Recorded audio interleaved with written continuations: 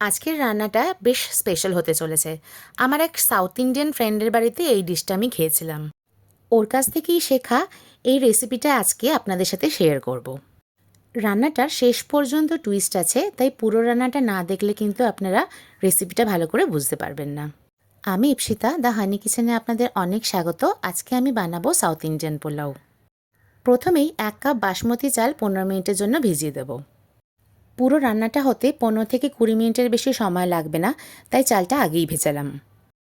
পাত্রে refine oil আর ঘি নিয়ে নেবেন। এই রান্নাটা ইচ্ছা করলে আপনারা ডাইরেক্ট প্রেশার কুকারেও করতে পারেন। এখন দিয়ে দিলাম তেজপাতা আর শুকনো লঙ্কা।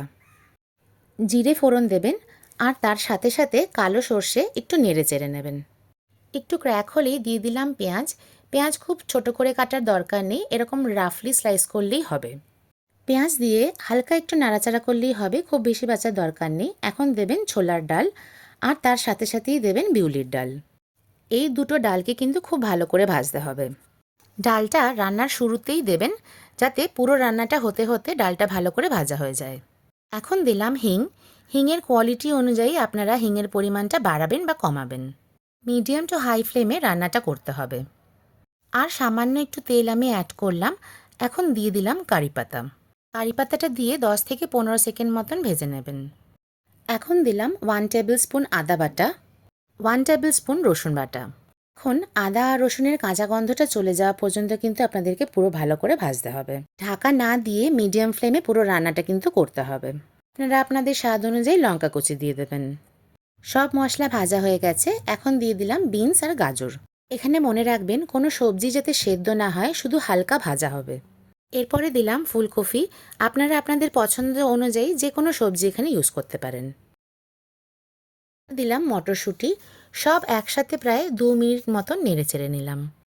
দেখুন, আপনারা কালার দেখেই বুঝতে পাচ্ছেন কোনো সবজি কিন্তু খুব বেশি ভাজা হয়নি, জাস্ট সতে করেছি আমি। জাস্ট এতটুকুনিই করতে হবে। প্রেশার কুকারে ট্রান্সফার করে নিলাম। সেই জন্যই আপনাদেরকে আগেই বলেছিলাম যে পুরো রান্নাটা আপনারা ডাইরেক্ট প্রেশার কুকারেও করতে পারেন। এখন দিলাম সোক করে রাখা চাল, একটু মিশিয়ে নেবেন। এখনও কিন্তু রান্না আমার কমপ্লিট হয়নি, মেন উপকরণ এখনও বাকি আছে। দিলাম ক্যাপসিকাম আর দিলাম আমার ফেভারিট মাশরুম। এটা হলো নারকেলের দুধ।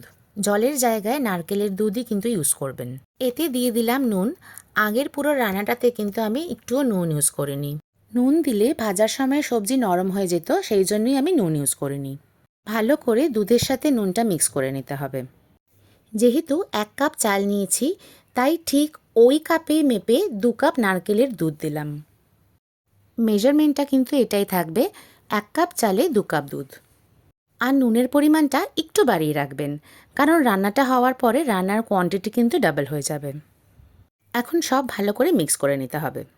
আগে ছোট প্রেশার কুকারটা আমি চেঞ্জ করে একটা বড় প্রেশার কুকার নিয়ে নিয়েছি। এখন প্রেশার কুকারে জাস্ট একখানেই কিন্তু সিটি দেবেন।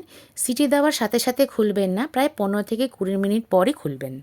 আমার রান্না ভালো লাগলে একটা লাইক, কমেন্ট আর সাবস্ক্রাইব কিন্তু খুব আশা করলাম। দেখুন, এরকম ঝরঝরে পোলাও আমার রেডি। এই রান্নাটা কিন্তু রায়তার সাথেই সার্ভ করবেন। রেসিপিটা কেমন লাগলো অবশ্যই জানাবেন।